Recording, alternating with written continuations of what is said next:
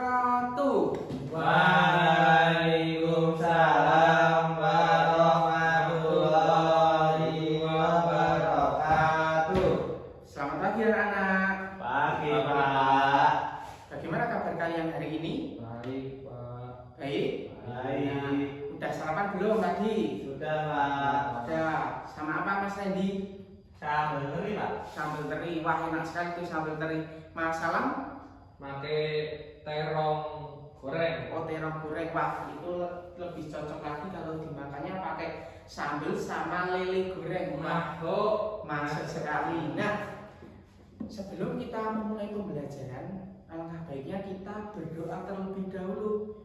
Nanti ketika Bapak bilang sikap berdoa, tangannya langsung dilipat, ditaruh di atas meja, dan kepalanya menunduk. Paham?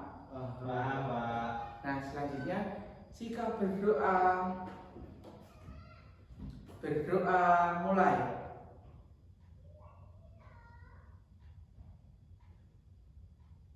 Cukup.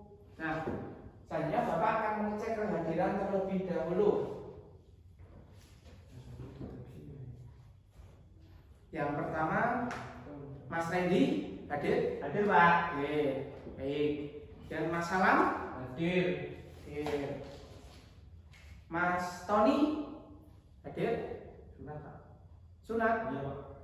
Oh, sunat. Baik. Jadi izin ya ini? Izin, Pak. Sunat. Kapan Mas Tony-nya sunat? Nanti, Pak, mau berangkat. Oh, mau berangkat, kirain udah sunat. Nah, selanjutnya Mas Doni Mas Doni izin kemana? menjenguk Tony. Oh, ya kan Tony baru mau syupit. Jadi Sunat. oh, ya sunat. Oke, nggak apa-apa. Nah, jadi kita hari ini belajarnya cukup berdua saja ya. Baik, Pak. Biar lebih intern atau lebih khusyuk.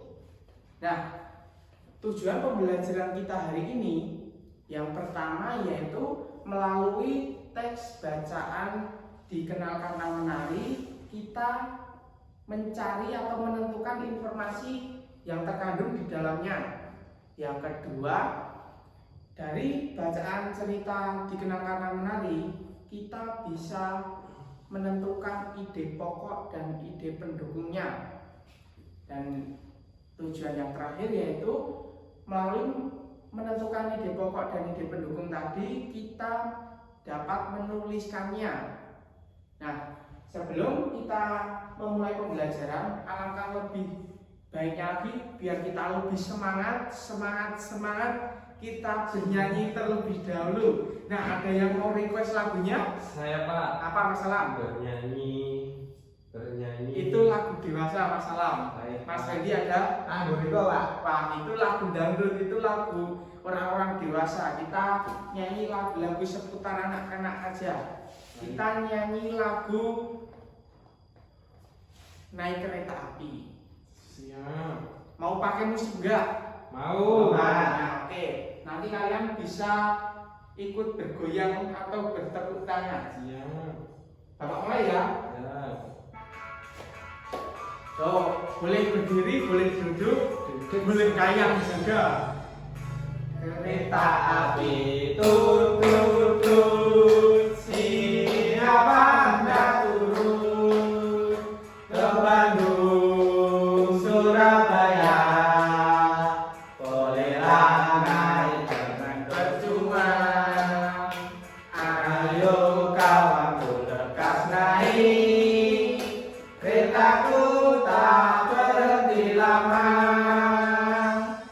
Ayo dengarku jalan, tut tut tut,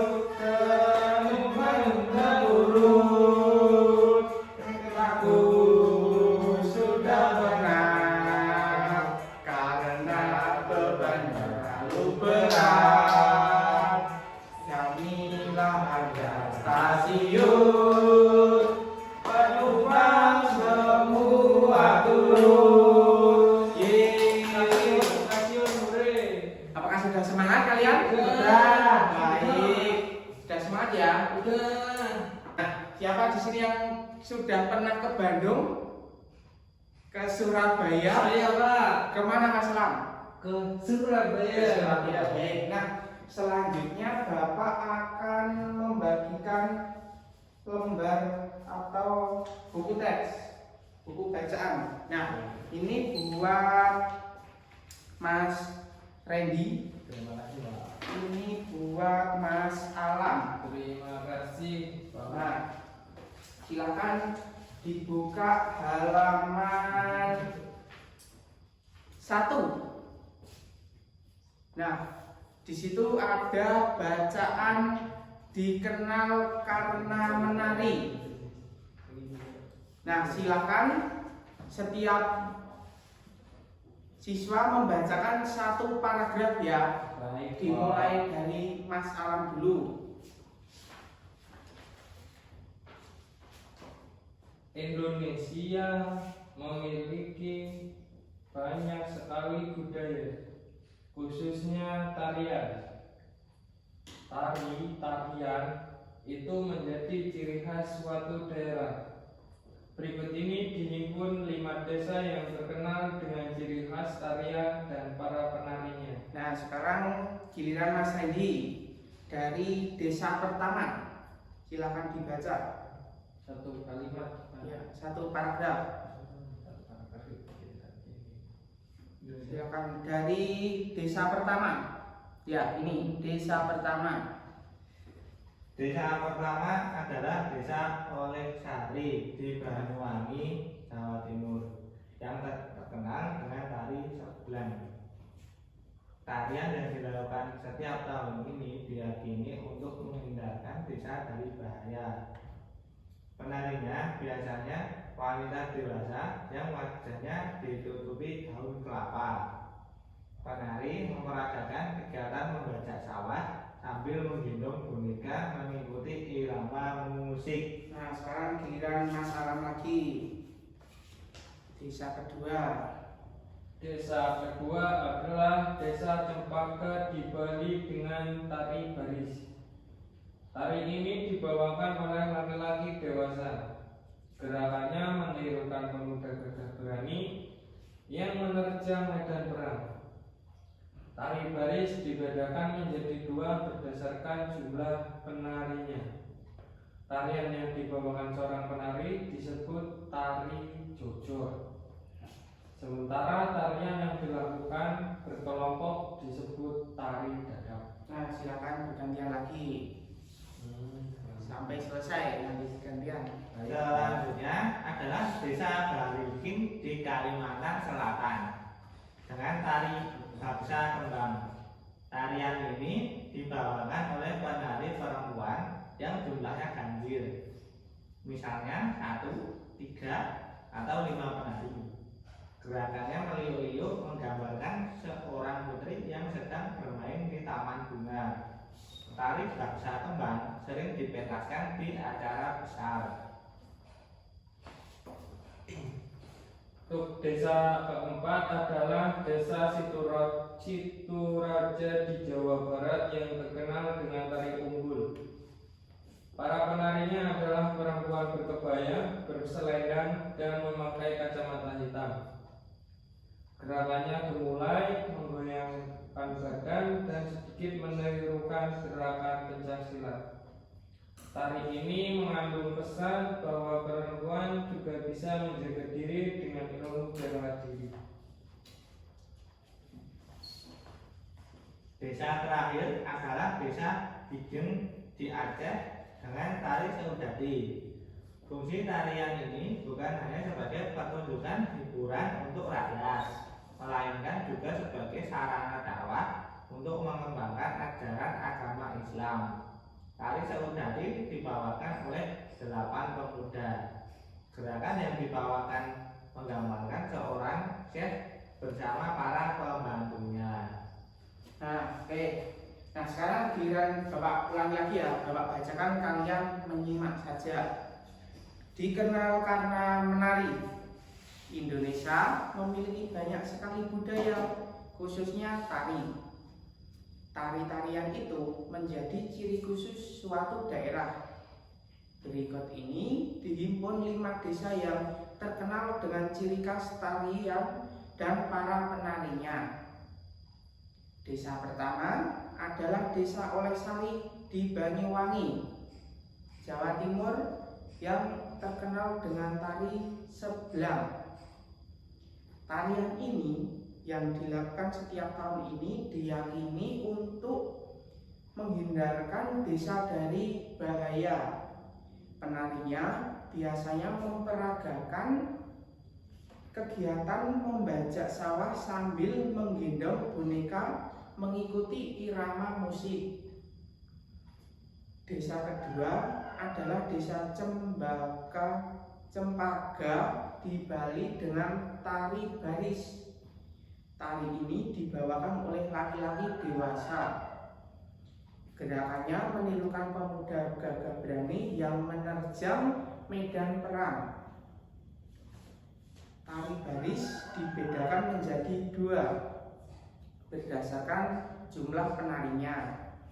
Tarian yang dibawakan seorang penari disebut tari jojor, sementara tarian yang dilakukan berkelompok disebut tari dadap. Selanjutnya adalah desa Barikin di Kalimantan Selatan dengan tari baksa kembang. Tarian ini dibawakan oleh penari perempuan yang berjumlah ganjil, misalnya 1, 3, atau 5 penari. Gerakannya meliuk-liuk menggambarkan seorang putri yang sedang bermain di taman bunga. Tari baksa kembang sering dipentaskan di acara besar. Desa keempat adalah desa Situraja di Jawa Barat yang terkenal dengan tari umbul. Para penarinya adalah perempuan berkebaya, berselendang, dan memakai kacamata hitam. Gerakannya gemulai, menggoyangkan badan, dan sedikit menirukan gerakan pencak silat. Tari ini mengandung pesan bahwa perempuan juga bisa menjaga diri dengan ilmu bela diri. Desa terakhir adalah desa Gigiang di Aceh dengan tari Saudati. Fungsi tarian ini bukan hanya sebagai pertunjukan hiburan untuk rakyat, melainkan juga sebagai sarana dakwah untuk menggambarkan ajaran agama Islam. Tari Saudati dibawakan oleh 8 pemuda. Gerakan yang dibawakan menggambarkan seorang syekh bersama para pembantunya. Nah, dari teks Dikenalkanlah Menari ini yang Bapak sudah bacakan, silahkan buka halaman selanjutnya. Ayo, buka. Nah, di situ ada 5 soal. Nah, silakan dikerjakan. Nah, Bapak beri waktu berapa? Mau berapa? 5 menit? 10? 10 Pak. 10 menit? Baik, nah silakan dikerjakan ya. Baik Pak. Nah, nanti yang sudah selesai silahkan Bapak minta untuk maju ke depan untuk membacakan hasil pekerjaannya. Nah, silakan dikerjakan. Yang belum dipahami atau masih bingung bisa ditanyakan Bapak. Ayo, silakan dikerjakan sendiri-sendiri ya. Baik Pak. Baik Pak. Nah, apakah sudah selesai anak-anak? Sudah Pak. Nah, sekarang Bapak minta salah satu murid atau maju ke depan untuk membacakan hasil pekerjaannya. Mau Mas Kalam atau Mas Randy? Mas Randy Pak. Mas Randy, nah silakan dibacakan Mas Randy. Baik Pak.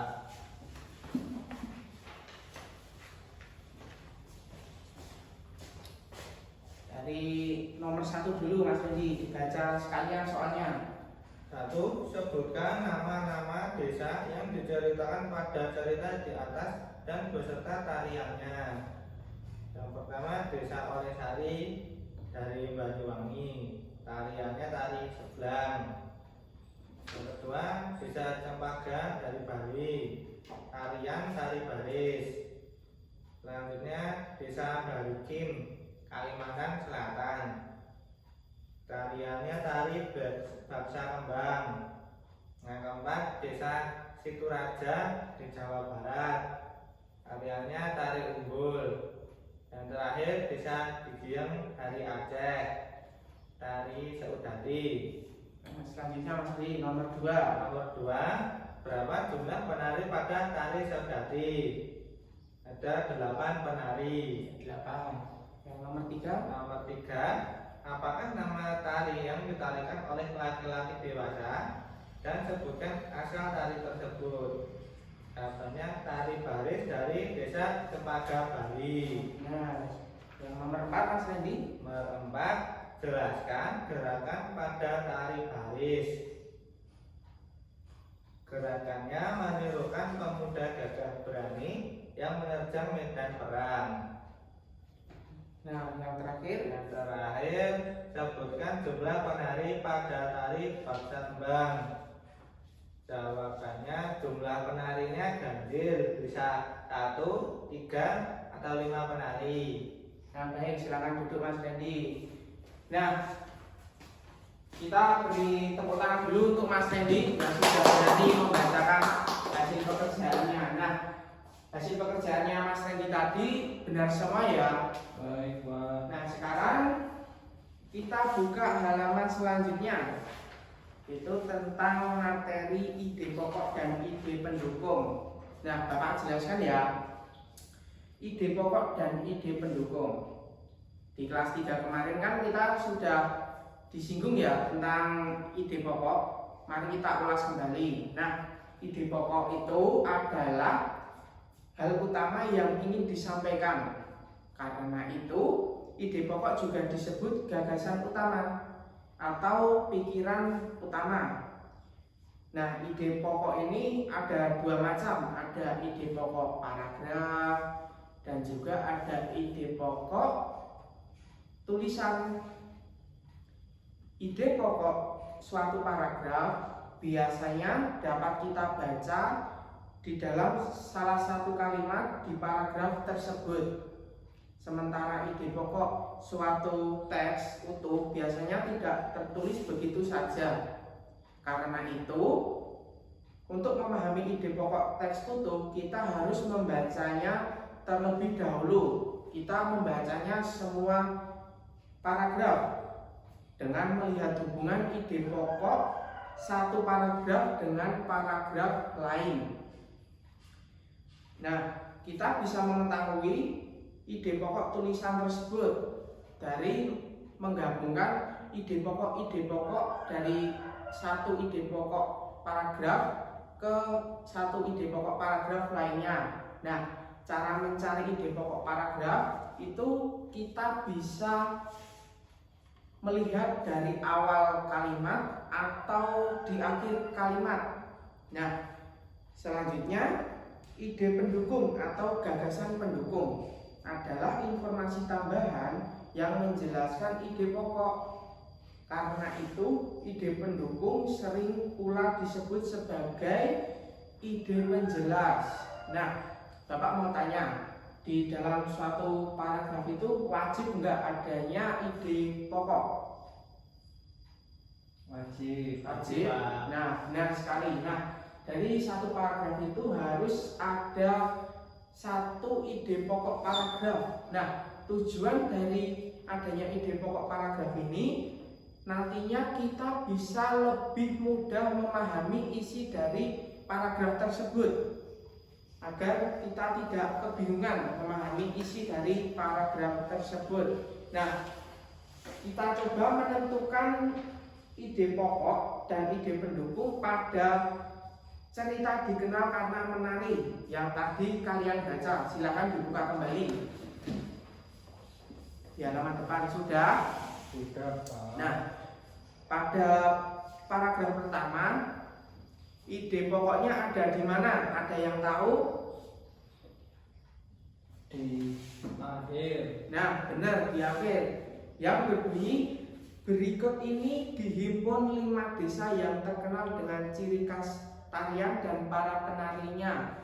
Nah, untuk ide pendukungnya ada di awal, yaitu Indonesia memiliki banyak sekali budaya, khususnya tarian. Tari-tarian itu menjadi ciri khas suatu daerah. Nah, itu merupakan ide pokok pendukung, ide pendukung maksudnya. Nah, dari penjelasan Bapak tadi, apakah ada yang ingin ditanyakan tentang ide pokok dan cara mencari ide pokok? Belum, Pak. Belum? Belum, Pak. Oke, nah selanjutnya Bapak akan membagikan LKPD. Nah, sebelumnya Bapak akan membagi kelompok dengan berjumlah 4 orang. Nah, karena di sini muridnya tinggal 2, Iya. jadi kalian berdua saja menjadi satu kelompok. Nah, ini LKPD-nya. Silakan dibuka LKPD-nya halaman ke-1. Nah, di situ kalian diminta untuk mencari ide pokok dan ide pendukung dari paragraf kedua sampai paragraf ke-6. Nah, apakah kalian sudah paham tentang tugasnya? Sudah, Pak. Yakin? Sudah paham belum cara menentukan ide pokok dan ide pendukung tadi? Sudah, Pak. Sudah. Nah, silakan dikerjakan. Bapak beri waktu 10 menit cukup atau 15? 15 menit, Pak. 15. Nah, 15. Baik, silakan dikerjakan. Nah, Nanti yang sudah selesai Bapak minta untuk membacakan hasil pekerjaannya di depan. Nah, silakan dikerjakan ya. Nanti kalau kebingungan bisa bertanya ke Bapak. Nah, silakan dikerjakan ya. Bapak tunggu.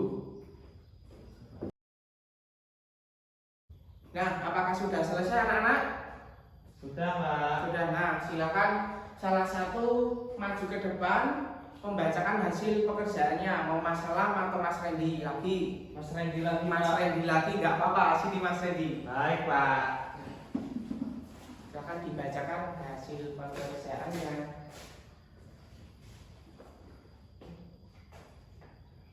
Di paragraf 2. Baik, Pak. Paragraf 2.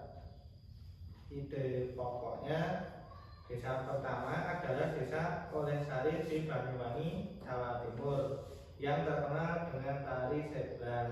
Nah, untuk ide pendukungnya Mas Randy? Ide pendukungnya tarian yang dilakukan setiap tahun ini diyakini untuk menghindarkan desa dari bahaya.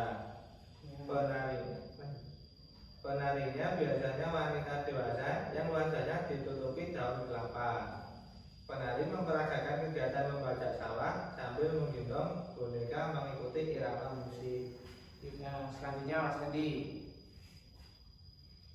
Selanjutnya paragraf ketiga, ide pokoknya desa kedua adalah desa Cempaka di Bali dengan tari baris. Untuk ide pendukungnya? Ide pendukungnya, tari ini dibawakan oleh laki-laki dewasa. Gerakannya menirukan pemuda gagah berani yang menerjang medan perang. Nah, untuk paragraf selanjutnya, Paragraf keempat, ide pokoknya selanjutnya adalah desa Barikin di Kalimantan Selatan dengan tari Baksa Kembang. benar. Kemudian untuk ide pendukungnya, Ide pendukungnya, tarian ini dibawakan oleh penari perempuan yang jumlahnya ganjil, misalnya 1, 3, atau 5 penari. Gerakannya meliuk-liuk menggambarkan seorang putri yang sedang bermain di taman bunga. Tari Baksa Kembang sering dipentaskan di acara besar. nah, untuk paragraf selanjutnya, Paragraf kelima, ide pokok desa keempat adalah desa Situraja di Jawa Barat yang terkenal dengan tari unggul. Ide pendukungnya, para penarinya adalah perempuan berkebaya, berselendang, dan memakai kacamata hitam. Gerakannya gemulai, menggoyangkan badan, dan sedikit menirukan gerakan pencaksilat. Tari ini mengandung pesan bahwa perempuan juga bisa menjaga diri dengan ilmu bela diri. Nah, paragraf terakhir nih Mas Rudi. Yang terakhir, desa terakhir adalah desa Giging di Aceh dengan Ari Seudadi. Ide pendukungnya, fungsi tarian ini bukan hanya sebagai pertunjukan hiburan untuk rakyat, melainkan juga sebagai sarana dakwah untuk mengembangkan ajaran agama Islam. Tari Seudadi dibawakan oleh 8 pemuda. Gerakan yang dibawakan menggambarkan seorang syekh bersama para pembantunya. Nah, kita beri tepuk tangan untuk Mas Randy. Nah, jadi benar sekali ya kata pekerjaan dari Mas Randy tadi. Nah, jadi itu tadi contoh ide pokok dan ide pendukung yang terdapat pada cerita Dikenal Karena Menari. Nah, Bapak mau tanya, dari kegiatan pembelajaran kali ini, apakah ada yang belum jelas? Jelas, Pak. Sudah, Pak. Dan nah, selanjutnya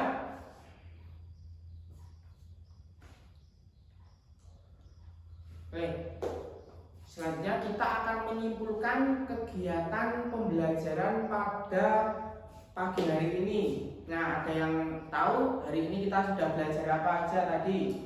Yang pertama ide pokok, yang kedua ide pendukung, dan yang ketiga mencari informasi yang terkandung dalam cerita Dikenal Karena Menari. Nah, dari sini apakah ada yang ingin ditanyakan atau masih belum jelas tentang materi yang sudah kita pelajari tadi? Bisa ditanyakan Bapak. Jadi sudah paham? Sudah, Pak. Oke, baik. Nah, karena waktu kita sudah hampir habis, sebelum Bapak menutup pembelajaran pada pagi hari ini, alangkah baiknya kita berdoa terlebih dahulu. Masih ingat tadi ketika Bapak bilang sikap berdoa? Masih, Pak. Nah, sikap berdoa. Berdoa mulai. Cukup. Nah, cukup sekian pembelajaran pada pagi hari ini. Kurang lebihnya Bapak mohon maaf. Sampai jumpa kembali di pembelajaran bahasa Indonesia selanjutnya. Wassalamualaikum warahmatullahi wabarakatuh. Waalaikumsalam.